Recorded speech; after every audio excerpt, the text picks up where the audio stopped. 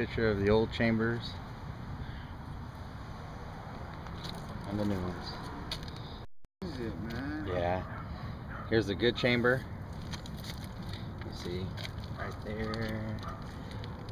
Here's the old chamber. Look at that split right there. Run right through. You got it in there. And it comes with a new deflector to deflect the air down on it. Okay, got her all buttoned up. Sounds much better. Look at all this sit. They had this thing cranked up to 5.5. So we gotta adjust it down where it needs to be. Looks good.